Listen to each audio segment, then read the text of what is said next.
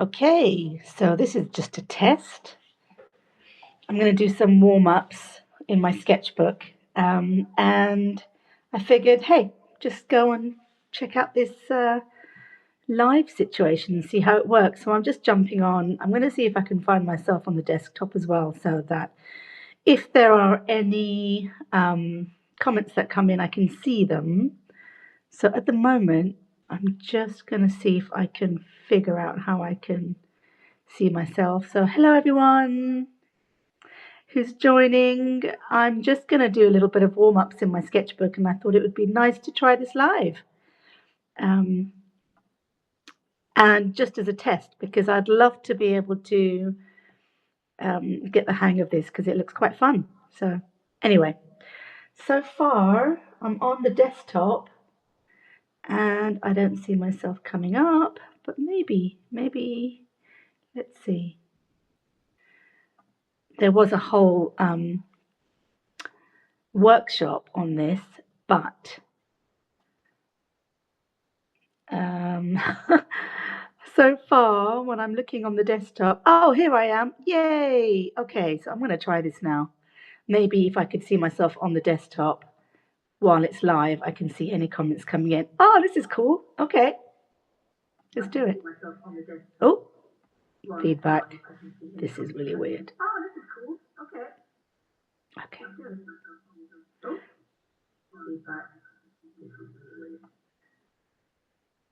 So, hi everyone. I'm going to just do some sketches. I've got a brush with me today, and I've got my Kakimori steel nib. I keep calling it steel, but it's brass, so sorry, it's metal.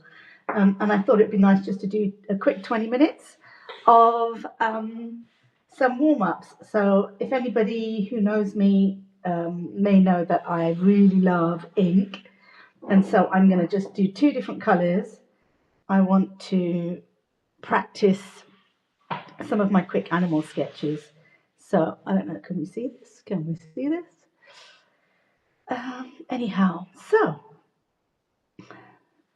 this is a Japanese ink called Ajisai. It's a pilot ink, and it's a really gorgeous blue. I love this blue. I love most blues, I have to say, and I'm a big fan of the ultramarine kind of blues. So I've used this one quite a lot. I would show you, but obviously with an overhead camera, that's a bit dangerous because it will end up tipping everywhere. So maybe it's not the best idea, but I love just working with really sort of broad brush strokes like this. And what I'll probably try and do then is some fine lines over the top. Can you see that? Yeah, I think that's in shot. So I'm just looking on my laptop for some references for animals because we've been doing animals in our projects. And I've had this ongoing project of A to Z animals. And I'm sure many of you fellow illustrators and artists have probably had a project like this if you were doing it at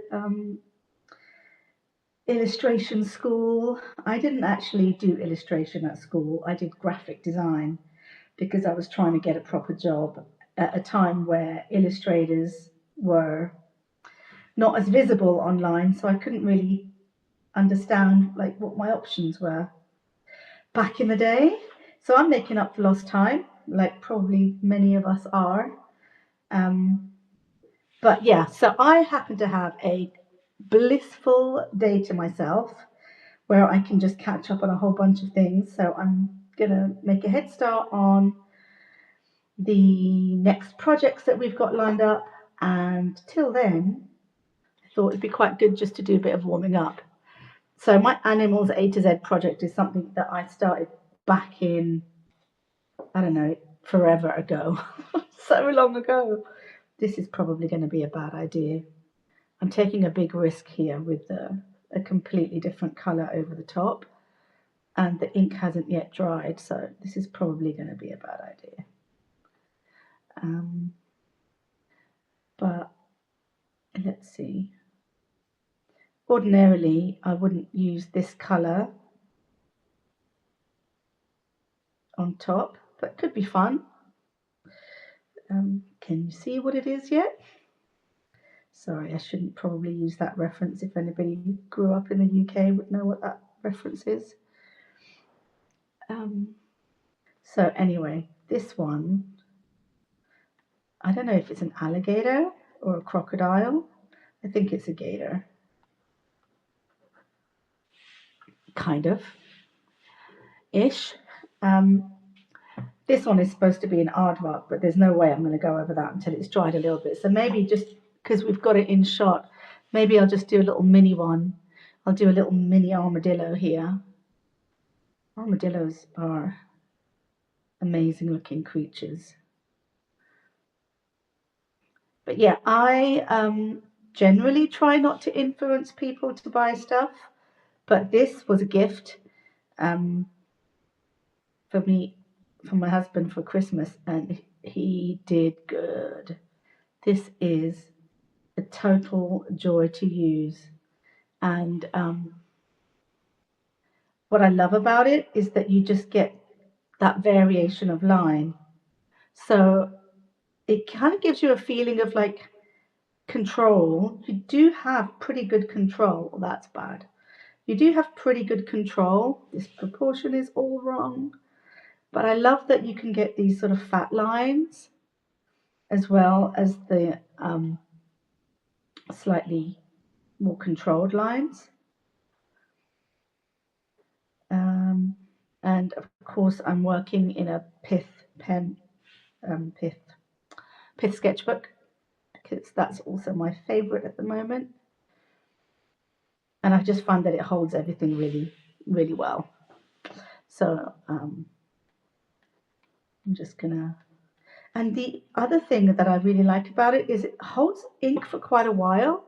So you can dip, and you do get quite a lot of bang for your buck in terms of the amount of,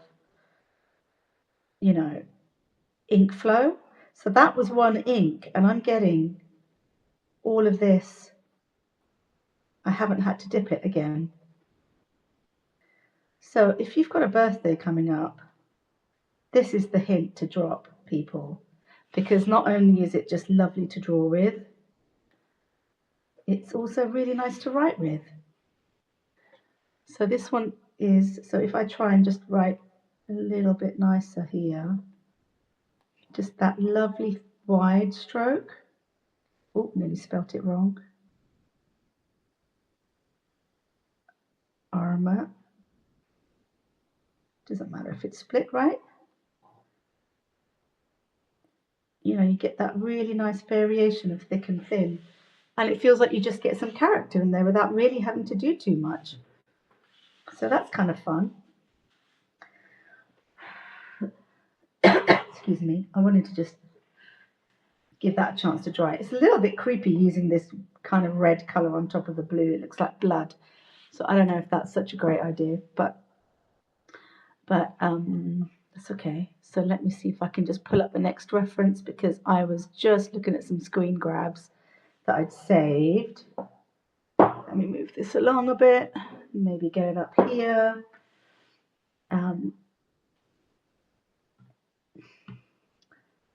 Hello Jennifer, hello Carol, hello Katie, hello Gunya. I can see that you're on. Hello Tara. I can see that you are joining, but I can't see all the comments, so apologies if anyone says anything and I'm ignoring you. Okay, so I'm looking at my reference of a llama, and this ink pen is now, oh no, the eyes are really quite low down. Oh, that's going to be too drippy. Anyway, let's see what happens if I just, there is always a bit of that unpredictability, right? Which I guess is okay. Okay, maybe I don't need to make the sound effects. So, oh my God, this is going to be funny. Okay, so I was saying that I wanted to do some warm-ups. And I wanted just to share how much I love this pen. Is that still in frame? Yeah, I think so. Just about this. And I was just sharing that I'm doing this little self-initiated A to Z project. I might be repeating myself. Apologies if I do. But I am trying to.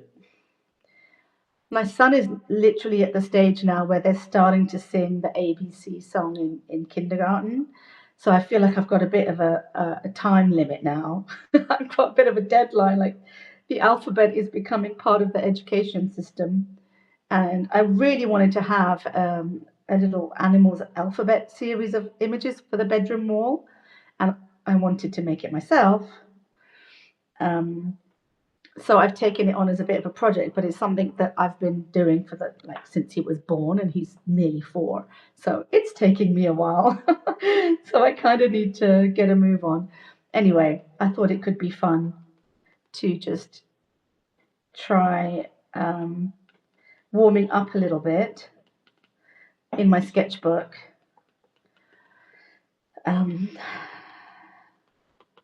And also at the same time, just show you some of these nice marks that you can get from the beautiful nib pen.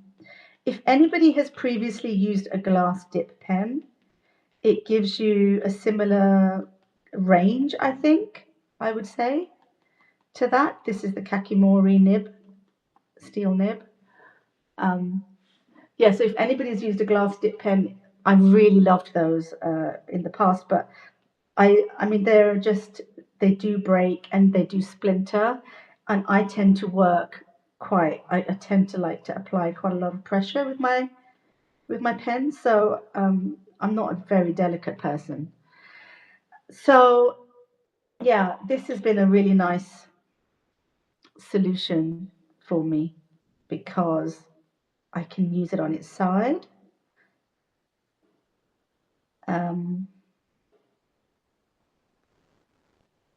And its tip. Oh, I'm going to crash into its head. Yeah. And yeah, it's a really great alternative to the glass versions that you can get. So there's little alpaca. Maybe what I'll do now, this aardvark dude. This is supposed to be an aardvark down here.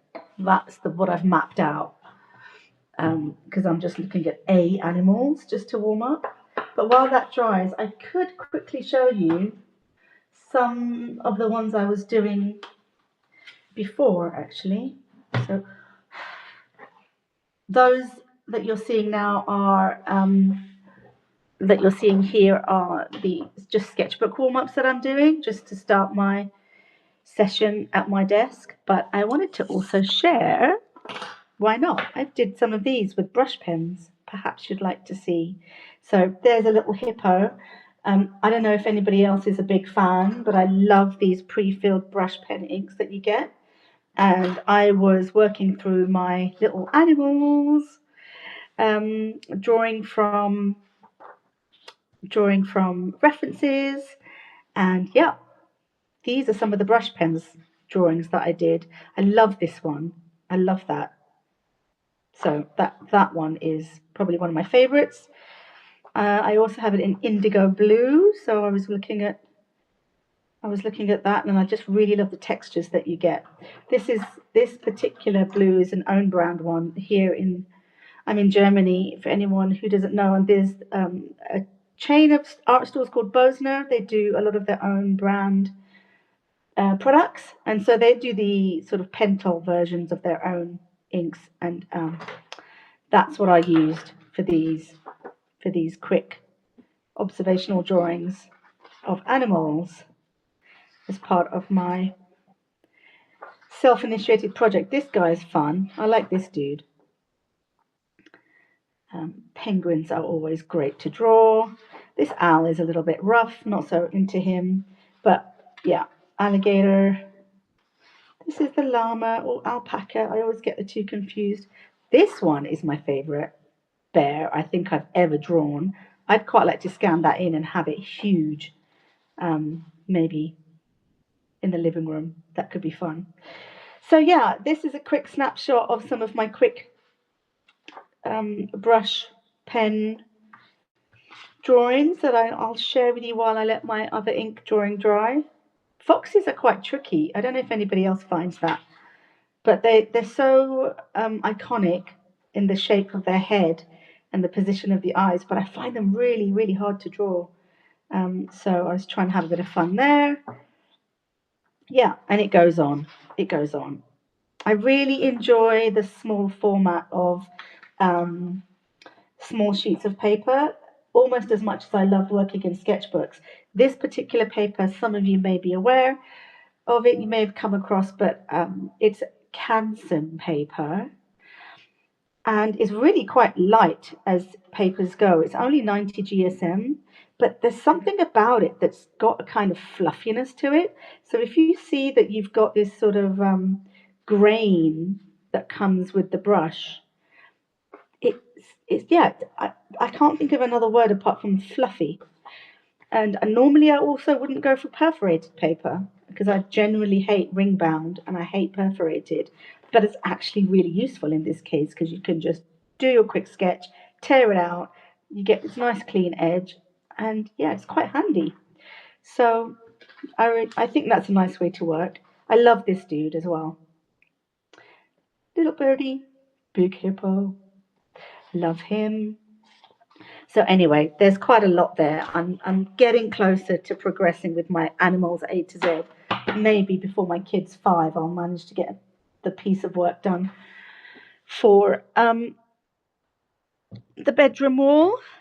Make a nice big poster. But in the meantime, let me just see if I can. Let me see if I. Oh, this is probably dry enough. And let me see if I can make that look somewhat like a anteater. That's the reference I've got up on the screen. Ahead of me, and let's see. So when the ink first comes out, it can be a little bit blobby, so I'll just let that take a minute. The eyes here, it's got a weird ear. Yeah, this color is probably not the best choice. So it has this really creepy long tongue, but I guess that's how they get the ants out. And this particular reference that I'm looking at has like a really bushy tail going on. So I'm just going to make a suggestion of that. And then it's got a hind leg that kind of comes out like this.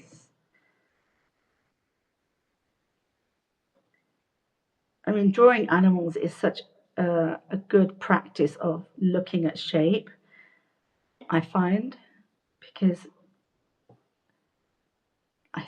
sometimes I think that you kind of know what you think an animal's shape should be, and then you draw it, and it's a really odd.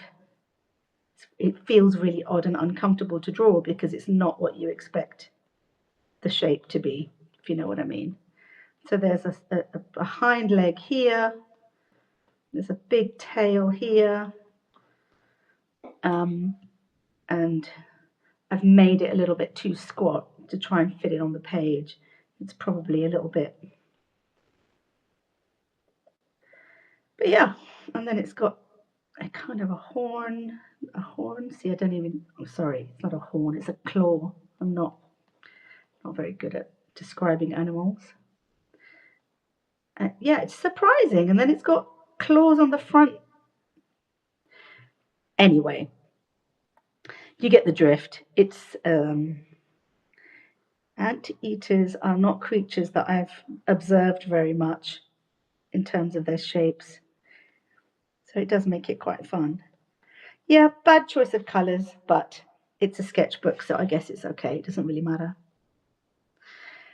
And just in case there's ever any confusion when I look back on this and I don't know what I've actually drawn.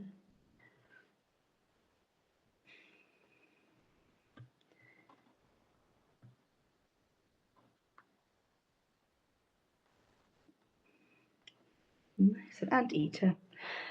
Oh, so that's my little warm-up. I should probably do a little bit more here as well and have a bit of a play. In case anybody's wondering, this is a Pith Oro Blanco sketchbook, the larger one, which is closer to an A4. And the ink that I've used, I will now put the lid on and I can quickly show you. But this beautiful blue ink that you see here is from Pilot. And you can probably get to see what it says. It's designed for fountain pens, but I just use it with a brush. Seems to be fine. I can't tell you much about the light fastness. It probably isn't too light fast, but it's beautiful. And the red color here, which is quite a nice sort of rusty, almost browny red. It's a German brand, which I'm going to pronounce really badly because it's a really hard word to say. I don't use this particular color very often. The one I use from their range, which is my Die Hard, the best blue of the planet, is actually from them, Blau Violet. So it's a really nice dark. It's not as light as this. This is quite a light ultramarine blue, but this one is really quite a deep one, and you can see it's loved and very well used. I use that a lot. In fact, it's a huge bottle. It's 100 ml. It'll last forever, and I've actually finished it, which says all you need to know. Yeah, so that's it. Thank you very much for joining me. Just a quick one. I wanted to test out how this worked. I'm still not sure whether this setup is making sense because I haven't quite been able to see any comments coming in as they have. But yeah, thanks so much for joining. That's my little warm-up page. I'm planning to do a little more lives, but I'd love to speak to people while I do it, so it's not just me rambling on. But we'll see how it goes. And I hope you have a great day.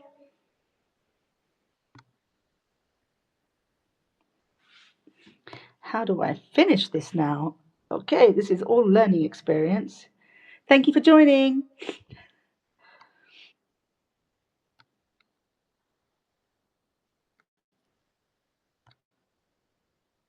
Oh, I don't even know how to. Here we go.